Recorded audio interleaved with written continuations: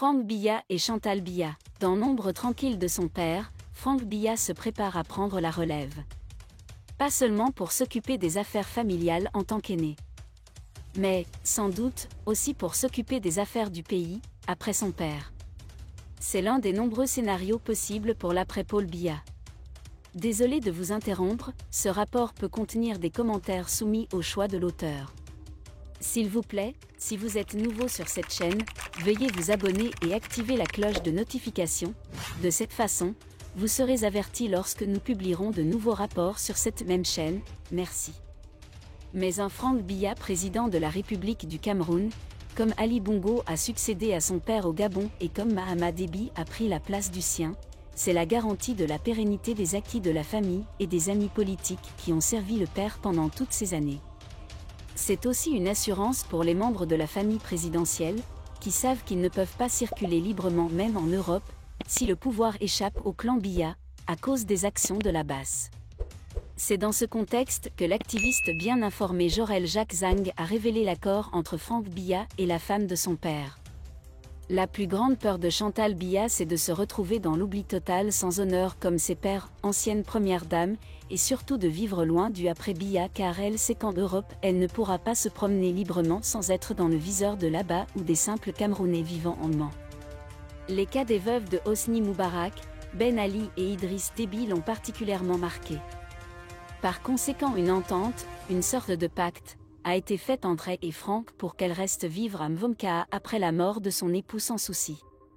Selon elle, ce serait le seul endroit sûr où elle se sentira en sécurité après Biya, écrit l'activiste. Au Cameroun, Ferdinand Ngo, Adolphe Moudiki et la raison d'État. Ambiance électrique à la SNH, Adolphe Moudiki humilié. La semaine dernière, l'entreprise nationale des hydrocarbures, SNH, a connu une ambiance électrique et des révélations fracassantes. Jamais les affaires de cette société publique n'avaient été autant exposées au grand jour. Adolphe Moudiki, l'administrateur directeur général, ADG, de la SNH, a subi une humiliation comme jamais au cours de ses 32 ans de règne à la tête de la plus grande entreprise du Cameroun et de l'Afrique centrale.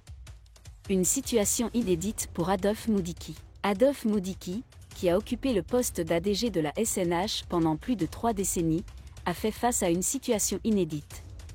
Des révélations ont été faites sur les affaires de la société, mettant en évidence des pratiques douteuses et des détournements financiers. Cette situation a conduit à une humiliation publique pour Moudiki, qui a toujours été considéré comme un homme fort et influent. La tension au sein de la SNH est palpable, et les conséquences de ces révélations pourraient être importantes.